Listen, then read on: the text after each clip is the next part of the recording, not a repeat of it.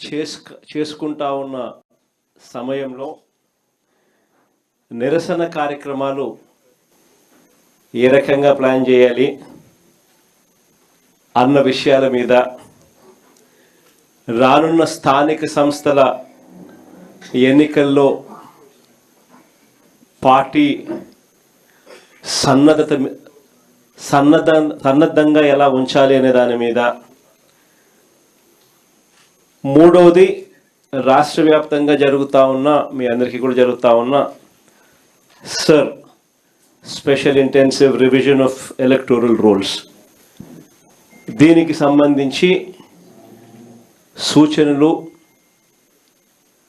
దీనికి సంబంధించిన జాగ్రత్తలు ఏమేమి చేసుకోవాలి, ఏమేమి తీసుకోవాలి అన్న వాటి మీద, ఈ మూడు అంశాల మీద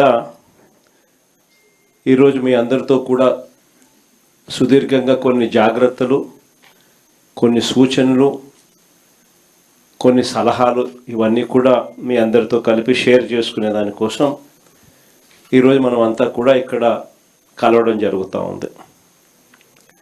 ఇందులో మొట్టమొదటిది 2 ఏళ్ల చంద్రబాబు నాయుడు గారి పాలన గురించి బహుశా నాకన్నా కూడా చక్కగా ఏ కార్యకర్తకు మైక్ ఇచ్చినా కూడా నాకన్నా కూడా చక్కగా చెప్తాడు చంద్రబాబు నాయుడు గారి పాలన ఈ 2 సంవత్సరాలలో ఎలా ఉంది అని చెప్పి చూసిన తర్వాత, చంద్రబాబు నాయుడు గారి పాలనలో బాబు షూరిటీ, మోసం గ్యారంటీ అని మాత్రం రుజువైంది ఈ 2 ఏళ్ల చంద్రబాబు నాయుడు గారి పాలన చూస్తే అని ప్రతి కార్యకర్త కూడా, ప్రతి ఇంట్లో ఉన్న ప్రతి వ్యక్తి, ప్రజలు అందరూ కూడా నాకన్నా కూడా చక్కగా చెప్పగలుగుతారు.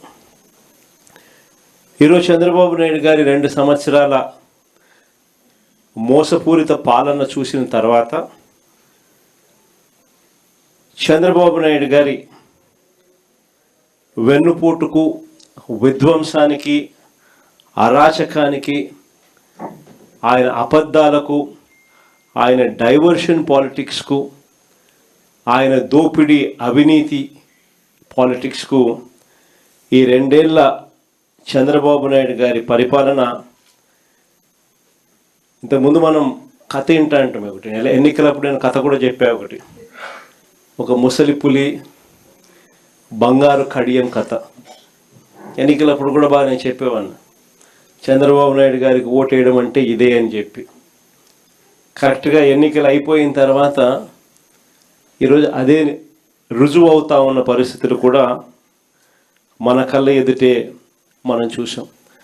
ఆ రోజుల్లో ఏమో చంద్రబాబు నాయుడు నోట్లో నుంచి వచ్చిన మాటలన్నీ కూడా జగన్ ఇచ్చేవే కాదు, అంతకన్నా ఎక్కువ ఇస్తాను అని చెప్పి ఆ రోజు చంద్రబాబు నాయుడు గారు పులి బంగారు కడియం కథ మాదిరిగానే ప్రజలందరినీ కూడా నమ్మించిన పరిస్థితి.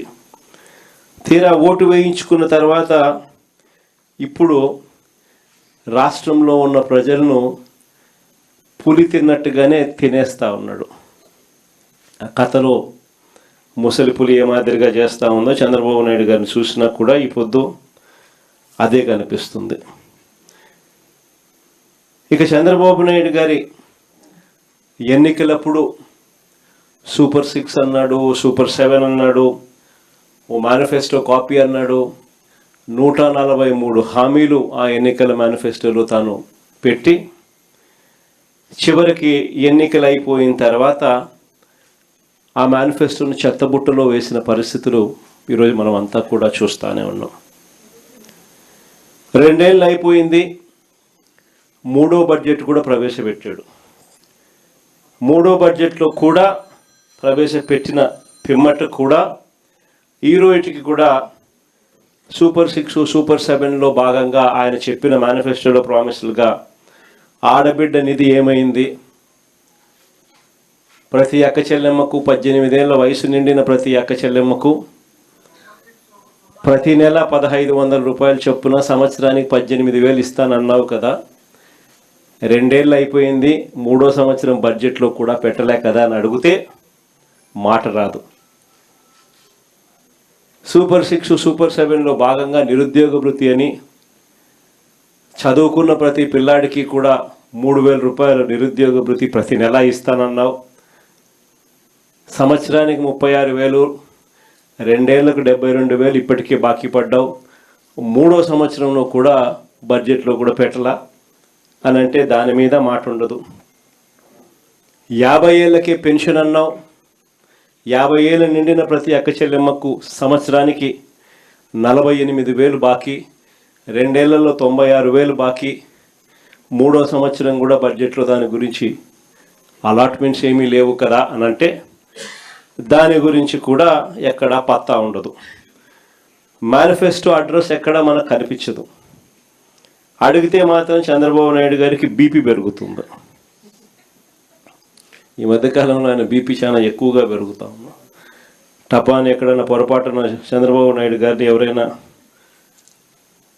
నిద్ర లేపి మావిగన్ అని చెవులు అన్నారంటే మాత్రం అక్కడే పడిపోతాడు. ఈ మధ్యకాలంలో చంద్రబాబు నాయుడు గారిని ఇవన్నీ కూడా చూస్తూ ఉన్నాం. 143 హామీలలో మనందరికీ కూడా ప్రధానంగా కూడా కనిపించేటివి పెట్రోల్ డీజిల్ కళ్ళ ఎదుటే కనిపిస్తూ ఉంది. పెట్రోల్ డీజిల్ పరిస్థితి ఎలా ఉంది అని చెప్పి చూస్తే ఈరోజు పెట్రోల్ 117 రూపాయలు దాటింది. డీజిల్ చూస్తే 105 రూపాయలు దాటింది. ఈ పెట్రోలు ఈ డీజిల్ను చంద్రబాబు నాయుడు గారు ఎన్నికల మేనిఫెస్టోలోనే పెట్టారు. అధికారంలోకి రాగానే పెట్రోల్ డీజిల్ రేట్లు తగ్గించేస్తాను అని. చంద్రబాబు నాయుడు గారు అధికారంలోకి వచ్చి 2 ఏళ్ళు అయిపోయింది, 3వ సంవత్సరం కూడా మొదలైంది. ఈరోజు పెట్రోలు డీజిల్లు విపరీతంగా బాదుడు కనిపిస్తూ ఉంది.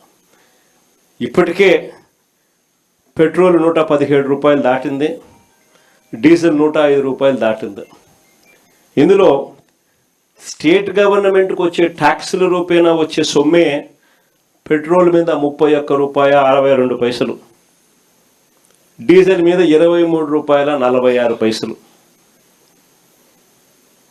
ఒక్క పెట్రోల్ డీజిల్ మీద మాత్రమే రాష్ట్ర ప్రభుత్వానికి వచ్చే ఆదాయం.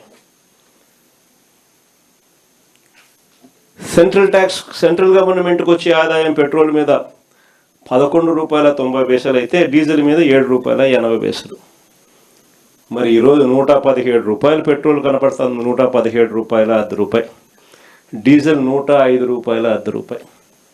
మరి ఇంత దారుణమైన బాధుడు కనిపిస్తూ ఉన్నప్పుడు నీ పెట్రోల్ మీద నీకు వచ్చే ట్యాక్సులు, డీజిల్ మీద నీకు వచ్చే ట్యాక్సులు నువ్వు ఎందుకు తగ్గించడం లేదయ్యా?